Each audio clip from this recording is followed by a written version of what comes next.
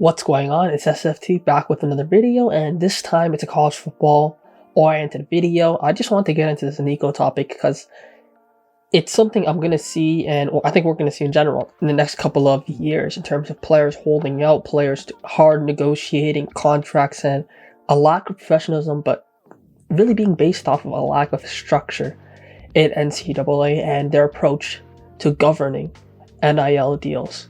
Before getting into it, please subscribe. I'd greatly appreciate it. Like the damn video too. And let's get into it. Here is a quick video on what went on in the situation and how it turned out. This goes back to the winter. So these conversations had been taking place for more than just the last few days and going back to really December, but obviously came to a head during the course of the last few days.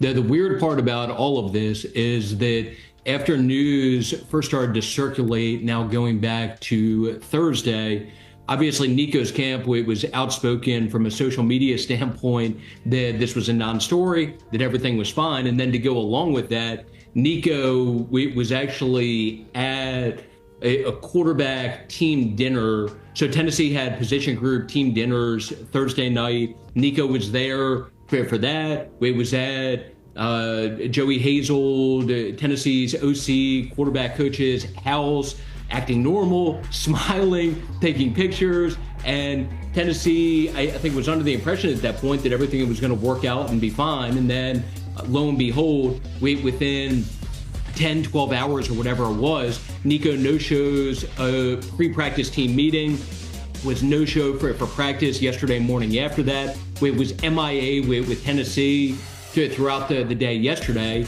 and it reached a point this morning that Josh Heupel told the staff, told the team that the team has made the decision, that he's made the decision to move on from Nico and go in a different direction at the quarterback position. Now let's talk about where he went wrong.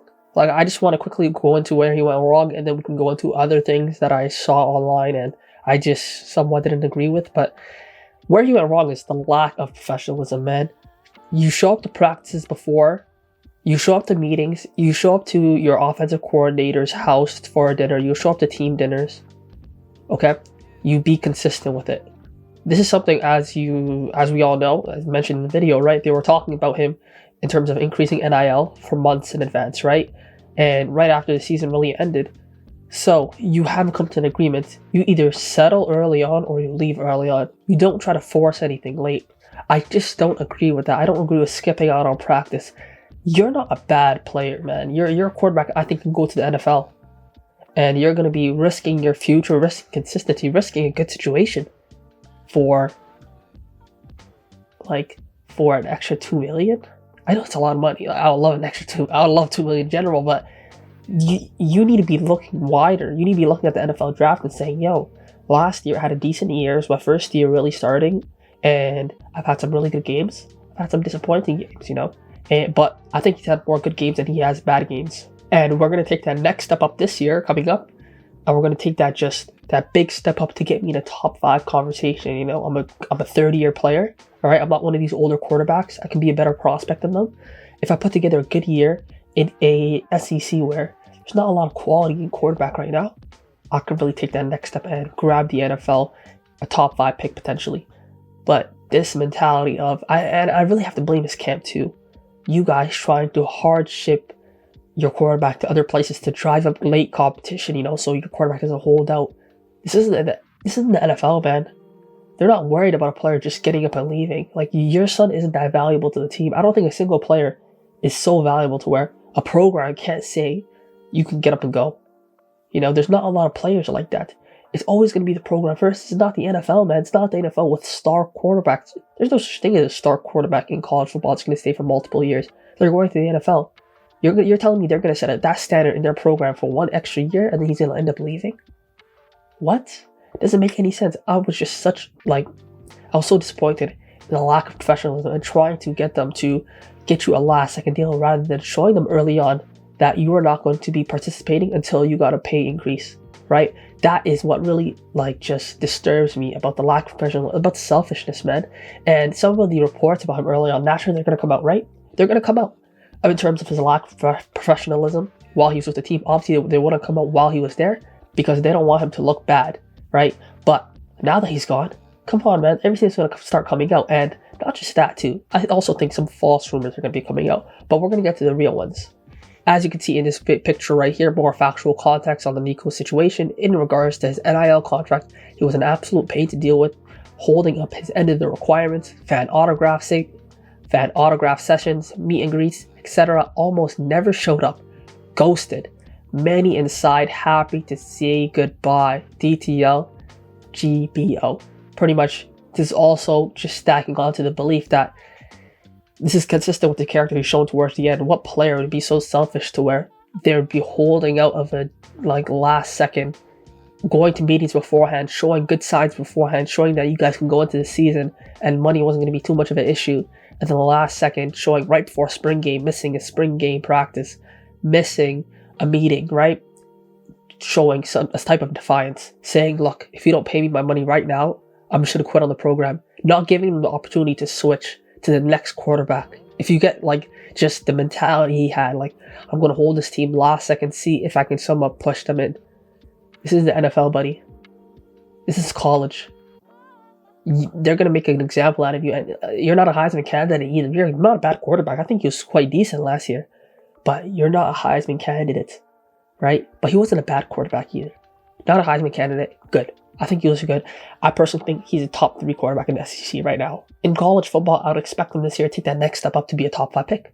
Really. That's what I expected from him, right? But I also saw another weird post about Dan Lanning, Oregon's head coach, and him contacting Tennessee's head coach, John Hupel, and letting him know he was sniffing around for a deal, and talking about his respect. No. Pretty much, this is just to be known, right? Look, I'm pretty sure Tennessee knew that they were shipping him around early on. They just never knew it was so late that they were shipping around, trying to really push the program into seeing, is this guy willing to leave potentially last second, right, and disturb what we had going on to next season. But in general, Oregon has a quarterback, DJ Moore, who's going to be there next year, who they told, right after the previous quarterback, Gabriel, left, you are going to be our guy, right? We're not interested in anybody else. So I don't know what this has to do with Dan Lanning contacting them. I think it's a bunch of garbage, but I want to get to the main thing, okay? I want to get to the main thing, and the main thing is the money, right? The money he's arguing for, what he wants. Is he wrong for it? Now I have a picture up right here about the NIL valuation for each player. This is a rough estimate, right? You can see Arch Manning at number 1, 6.5 million, obviously in the last name. Carson Beck, 4 million.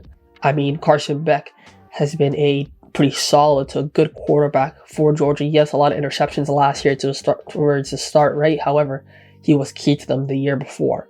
Last year, you can just simply say underwhelming offensive line, poor receiving weapons, right?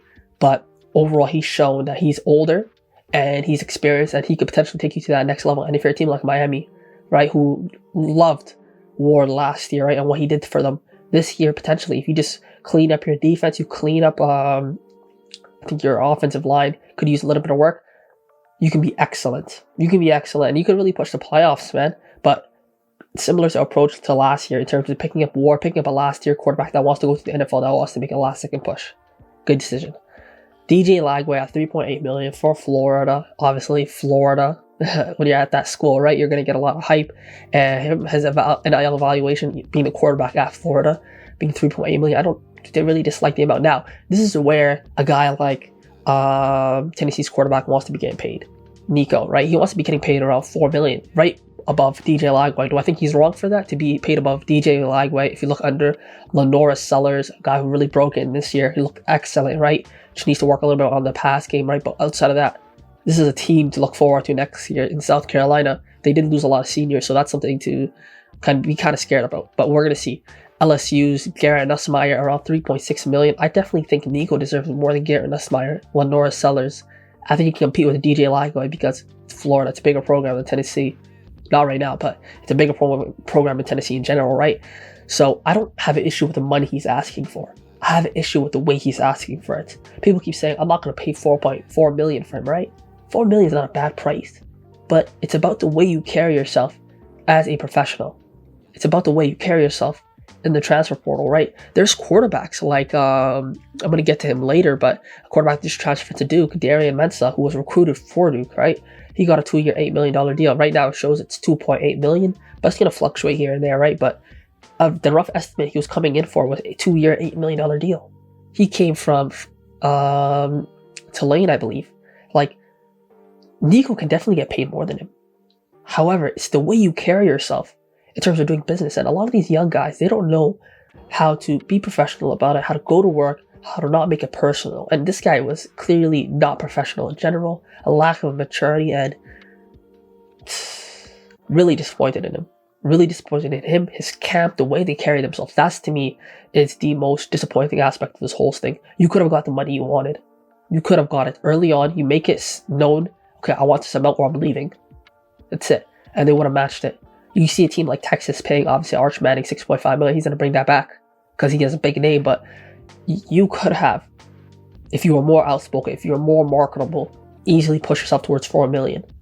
But you didn't put in the effort to push it, and you expected them to just meet that demand when you initially signed a 4-year, $8 million deal. When you came to school, it was a big deal. You got $8 million for 4 years, right? Look now. You're complaining. You're not happy about the money you're making. What are you going to do about it? Are you going to market yourself better? Are you going to do the small things better? Are you going to be more professional? Show the team that you deserve that money. Show the team that you're professional about it, right? Or are you going to be last second bailing out on your team, trying to draw them up, put them in a bad position? Absolutely unacceptable. Now, do I think he's in a position to where he can apologize for it and tell the team, tell the coach, this is a lack of professionalism, I'm sorry, blah, blah, blah? No, I think it's it. I think it's a lack of professionalism. Do you think he has the character to go up to his coach, apologize for it, apologize to the team, apologize to the fan base, and say it's not acceptable? I think they'll take it back. I think he's been one of their better quarterbacks for the last couple of years, right? In terms of the money they put down for him and what he could be next year. Like, he could be something special next year, right? But we're not going to get to see it, I guess. That's all I had to say. Thank you so much for watching this video. Subscribe. Take care. Peace.